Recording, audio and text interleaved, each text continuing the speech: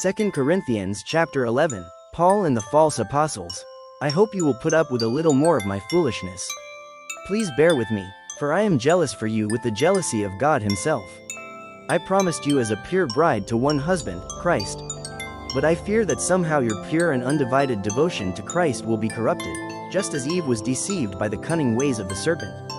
You happily put up with whatever anyone tells you, even if they preach a different Jesus than the one we preach, or a different kind of spirit than the one you received, or a different kind of gospel than the one you believed.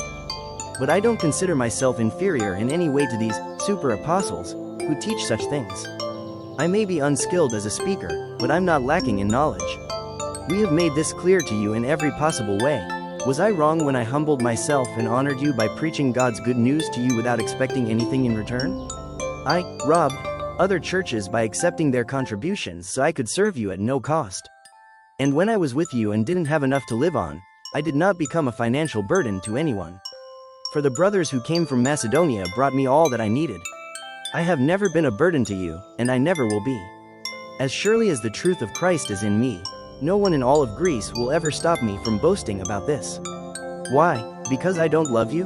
God knows that I do. But I will continue doing what I have always done. This will undercut those who are looking for an opportunity to boast that their work is just like ours. These people are false apostles. They are deceitful workers who disguise themselves as apostles of Christ. But I am not surprised.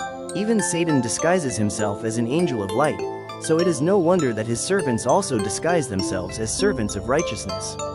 In the end, they will get the punishment their wicked deeds deserve. Paul's many trials. Again I say, don't think that I am a fool to talk like this. But even if you do, listen to me, as you would to a foolish person, while I also boast a little. Such boasting is not from the Lord, but I am acting like a fool. And since others boast about their human achievements, I will, too. After all, you think you are so wise, but you enjoy putting up with fools. You put up with it when someone enslaves you, takes everything you have, takes advantage of you, takes control of everything, and slaps you in the face. I'm ashamed to say that we've been too weak to do that. But whatever they dare to boast about, I'm talking like a fool again, I dare to boast about it, too. Are they Hebrews? So am I. Are they Israelites? So am I. Are they descendants of Abraham? So am I. Are they servants of Christ? I know I sound like a madman, but I have served him far more. I have worked harder, been put in prison more often, been whipped times without number, and faced death again and again. 5 different times the Jewish leaders gave me 39 lashes. 3 times I was beaten with rods.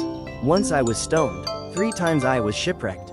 Once I spent a whole night and a day adrift at sea. I have traveled on many long journeys. I have faced danger from rivers and from robbers. I have faced danger from my own people, the Jews, as well as from the Gentiles. I have faced danger in the cities, in the deserts, and on the seas. And I have faced danger from men who claim to be believers but are not. I have worked hard and long, enduring many sleepless nights. I have been hungry and thirsty and have often gone without food. I have shivered in the cold, without enough clothing to keep me warm.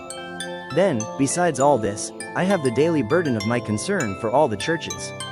Who is weak without my feeling that weakness?